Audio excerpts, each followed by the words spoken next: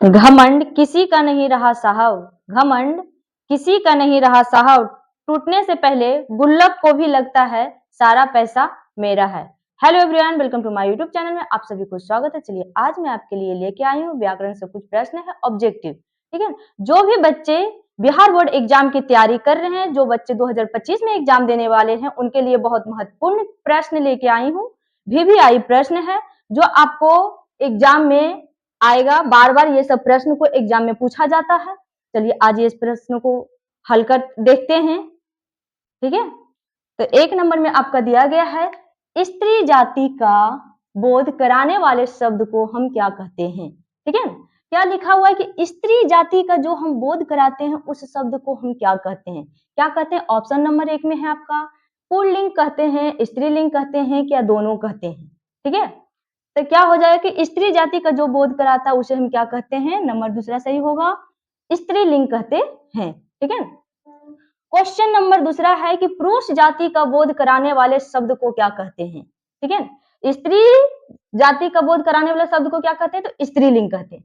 और यहाँ पे क्या आ गया, पुरुष जाति का बोध कराने वाले शब्द को हम क्या कहते हैं, तो क्या कहते हैं, पुरुष जाति का बोध कराने वाले शब्द को क्या कहते हैं, तो पुल्लिंग कहते हैं। ठीक है ना, अब अगला प्रश्न है, क्या जिन शब्दों से, ठीक है, जिन शब्दों से स्त्री जाति या पुरुष जाति का बोध हो वो क्या कहलाता है या उसे क्या कहते हैं। ठीक है, अब देखिए फर्स्ट नंबर सेकंड नंबर आपको समझ में आ गया कि इसमें सिर्फ स्त्री का बोध कराने वाले बोल रहा है तो स्त्रीलिंग होगा, इसमें सिर्फ पुरुष जाति का बोध कराने की बात किया गया है तो क्या हुआ, पुल्लिंग होगा।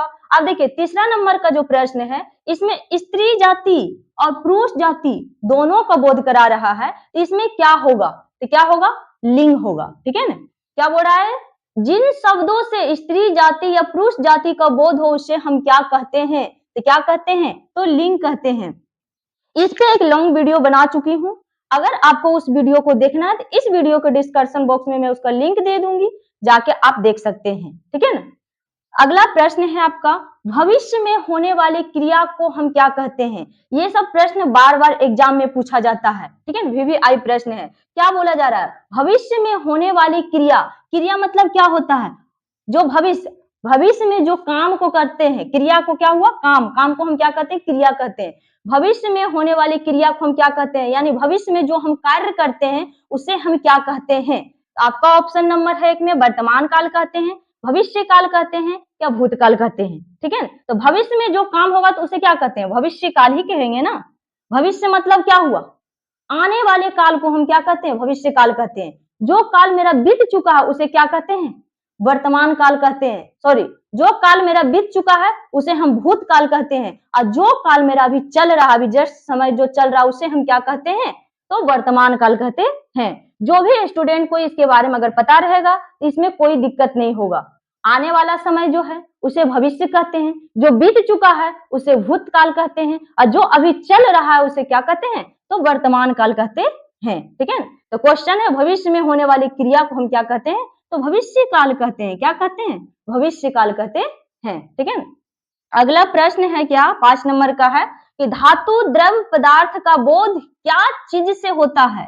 ठीक है ना, क्या बोला जा रहा है कि धातु द्रव पदार्थ का जो बोध होता है वो क्या चीज से होता है। तो देखिए ऑप्शन है आपका, व्यक्तिवाचक संज्ञा से होता है, कि द्रव्यवाचक संज्ञा से होता है, क्या भाववाचक संज्ञा से होता है। तो देखिए क्वेश्चन क्या कह रहा है, धातु द्रव और पदार्थ की बात किया जा रहा है।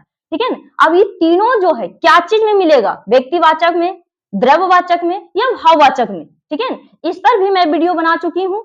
ठीक है, अगर आपको वीडियो देखना है तो इसका ये वीडियो के डिस्क्रिप्शन बॉक्स में इसका लिंक दे दूंगी, जाके आप देख सकते हैं। ठीक है, तो धातु द्रव पदार्थ की बात किया तो इसका ऑप्शन नंबर दूसरा होगा कि द्रव्यवाचक संज्ञा। ठीक है, अगला प्रश्न है आपका 6 नंबर का है, क्या है, काल के कितने भेद होते हैं। ठीक है ना, काल के कितने भेद होते हैं, ऑप्शन में है 2, 3, 4। ठीक है, तो ऑप्शन नंबर दूसरा होगा कि काल के कितने भेद होते हैं, तो 3 भेद होते हैं। ठीक है, काल के कितने भेद होते हैं, तो 3 भेद होते हैं। अगर इसी में पूछेगा काल के कितने भेद होते हैं, तो 3 भेद होते हैं। इसी में क्या पूछा, और कौन कौन सा होते हैं। ठीक है, काल के कितने भेद, 3 भेद, तो मेरे सामने आ गया कौन कौन सा है, तो वर्तमान काल, भूतकाल और भविष्य काल, 3 भेद है। तो तीनों का नाम पता होना चाहिए आपको, वर्तमान काल, भूतकाल और भविष्य काल। ठीक है, अगला प्रश्न है आपका क्या 7 नंबर का प्रश्न है, आने वाले समय को क्या कहा जाता है? जो समय अभी आने वाला है, जो बीत गया उसके बारे में नहीं बात किया जा रहा, जो अभी आने वाला मेरा समय है, ठीक है? जैसे अभी अभी जो चल रहा है वो क्या कहलाएगा? वर्तमान। कल जो आने वाला है मेरा, वो क्या कहलाएगा? उसे हम क्या कहते हैं? क्या बोला जा रहा है? आने वाले समय को हम क्या कहते हैं? ठीक है ना? तो क्या कहते हैं? वर्तमान काल, भूतकाल या भविष्य काल? क्या हो जाएगा? तो भविष्य काल होगा। नंबर तीसरा, ठीक है ना? क्या हो जाएगा? भविष्य काल होगा। आने वाले काल को क्या कहते हैं? भविष्य काल कहते हैं। 8 नंबर का प्रश्न है, जो समय अभी चल रहा हो उसे हम क्या कहते हैं? जो समय अभी जो चल रहा है समय, उस समय को हम क्या कहते हैं? वर्तमान काल कहते हैं, भविष्य काल कहते हैं या भूतकाल कहते हैं? ठीक है? तो जो समय अभी चल रहा हो, जो समय अभी चल रहा हो उसे हम क्या कहते हैं? भविष्य काल, वर्तमान काल या भूतकाल कहते हैं। तो नंबर दूसरा हो जाएगा क्या? वर्तमान काल कहते हैं। जो अभी समय चल रहा उसे हम क्या कहते हैं? वर्तमान काल कहते हैं। ठीक है ना? जैसे हम लिखेंगे राम आम खा रहा है, ठीक है ना? तो राम आम खा रहा है अगर आपसे पूछा जाएगा कौन सा काल है? भविष्य काल है, वर्तमान काल है या भूतकाल है? तो राम आम खा रहा, खाने का काम कर रहा अभी, ठीक है ना? अगर आपसे पूछेगा खा चुका है, कब जाएगा? भूतकाल। खा रहा है, वर्तमान काल। खाएगा, गा, अभी खा नहीं रहा है, खा नहीं चुका, खाएगा, क्या होगा? भविष्य काल। ठीक है ना? लेकिन आपसे क्या पूछा जा रहा है कि जो समय अभी चल रहा है उसे हम क्या कहते हैं? तो वर्तमान काल कहते हैं। ठीक है ना? अब देखिए अगला प्रश्न है आपका 9 नंबर का है कि जो समय आने वाला है उसे हम क्या कहते हैं? तो आने वाले समय को क्या कहते हैं? भविष्य काल कहते हैं। आने वाले समय को हम क्या कहते हैं? भविष्य काल कहते हैं। ठीक है ना? अगला प्रश्न है 10 नंबर का क्या? भूतकाल के कितने भेद होते हैं? ठीक है ना? तो भूतकाल के कितने भेद होते हैं? ऑप्शन नंबर है 5, 4, 6। तो ऑप्शन नंबर 3 होगा 6।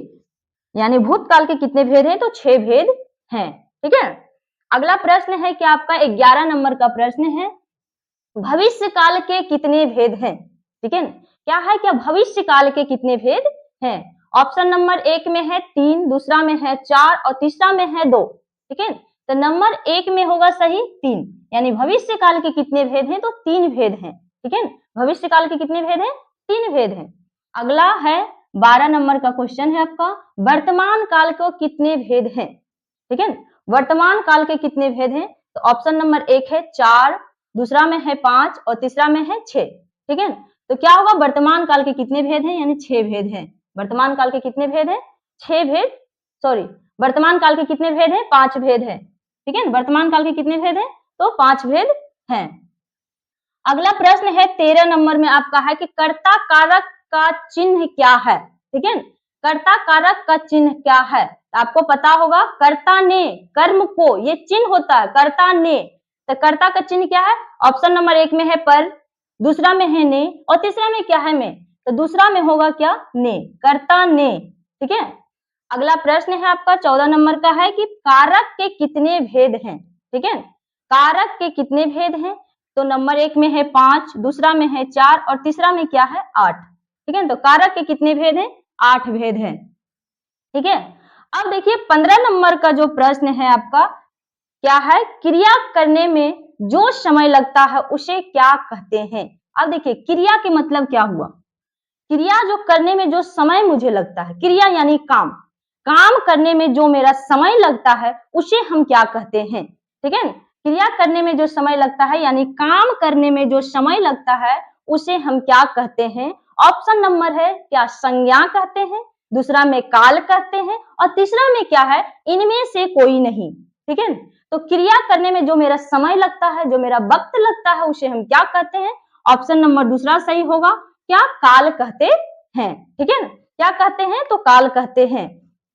चलिए जो भी स्टूडेंट बिहार बोर्ड एग्जाम की तैयारी कर रहे हैं, अगर उनको और भी वीडियो व्याकरण पे चाहिए तो कमेंट कीजिए और उस पे मैं वीडियो जरूर बनाऊंगी।